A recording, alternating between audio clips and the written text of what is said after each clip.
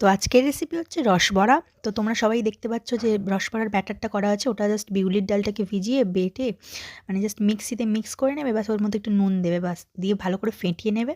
তারপর এরকম বড়ার আকারে তেলের মধ্যে ভেজে নেবে। আর এই যে এখন আমি যে চিনি দিয়ে রসটা বানাচ্ছি, এর মধ্যেই রসবড়া যে ভাজা আছে যেটা বরাবর, তো ওটাকে জাস্ট ডুবিয়ে রেখে দিতে হবে। গ্যাসটা অফ করে দেবে তোমরা, মানে জাস্ট চিনিটা গুলে গেলেই তোমরা বড়াগুলো দিয়ে দেবে, দিয়ে একটুখানি ফুটিয়ে নেবে, তারপরে এই জাস্ট ঢাকনা দিয়ে চাপা দিয়ে রেখে দেবে।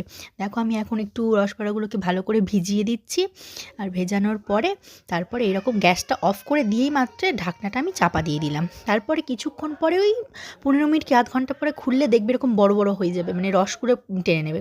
এখন আমি তোমাদেরকে টেস্ট করে বলবো, দাঁড়াও তোমরা আমি আগে খেয়ে নিই, তারপর তোমাদেরকে বলবো।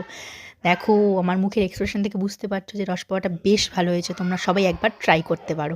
বাই।